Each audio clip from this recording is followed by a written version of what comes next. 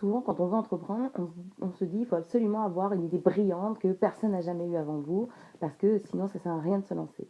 En fait, entreprendre, on peut le faire de différentes façons. Donc la première, celle à laquelle on pense la plus souvent, c'est capitaliser sur son expertise existante. C'est-à-dire faire le travail qu'on faisait en tant que salarié, le faire en tant qu'indépendant. Ça peut être très intéressant parce que ça veut dire que vous avez une expertise reconnue et de l'expérience à mettre en avant dans votre nouvelle activité. La deuxième façon de faire, ça peut être d'exploiter une idée. Donc la fameuse idée brillante que personne n'a jamais eue avant vous, tant mieux, si vous l'avez, allez-y. Sinon, ça peut être aussi de proposer un produit qui peut-être existe déjà sur le marché, mais vous le proposerez peut-être d'une façon différente. En tout cas, il faut choisir un produit qui correspond à quelque chose que les gens ont envie d'acheter. Ça va répondre à une question, un besoin qu'ils ont, parce que sinon, ils ne viendront pas l'acheter si c'est juste un produit comme ça qui ne correspond pas à une envie des clients. Donc ça, c'est très important de s'assurer, quand vous voulez commercialiser, que ce soit un produit ou un service, que ça répond bien à un besoin, à une envie chez vos clients cibles. Une autre façon de faire, ça peut être aussi de détourner un produit existant. Donc par exemple, commercialiser un produit qui existe déjà, mais en proposant un nouvel usage de ce produit au client. Ce qui marche bien en ce moment, c'est en termes de décoration, c'est les palettes.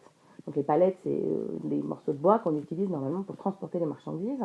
Et en ce moment, ça marche très bien de faire une table basse, un fauteuil, des étagères, etc. avec des palettes. Donc ça peut être un exemple de détournement d'un produit existant et de le proposer avec un nouvel usage. Un troisième point, ça peut être d'importer un produit qui marche bien dans un autre pays. Donc on pense directement aux États-Unis, parce que souvent ce qui marche bien aux États-Unis, ça arrive en Europe quelques mois ou quelques années après. Mais n'hésitez pas à regarder parfois dans d'autres pays européens, même des pays frontaliers, ils commercialisent des produits ou des services que nous, on n'a pas forcément en France. Donc n'hésitez pas, vous pouvez aller regarder ce qui marche quand vous partez en week-end ou quand vous partez en vacances, ayez l'œil ouvert et vous pourrez voir des choses qui pourraient être intéressantes d'importer en France et de commercialiser sur le marché domestique. D'autres façons auxquelles on pense un peu moins, donc ça peut être aussi de s'associer avec quelqu'un. Si vous n'avez pas d'idée, vous pouvez vous associer avec une autre personne qui, elle, a une idée et donc vous apporter dans ce partenariat autre chose que l'idée. Donc ça peut être par exemple vos compétences en termes de commercial et de vente.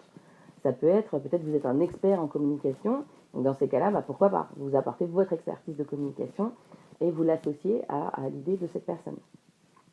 Une autre façon, donc, qui est vraiment beaucoup mise en avant en France, mais il y a assez peu de gens qui le font, c'est de reprendre une entreprise existante.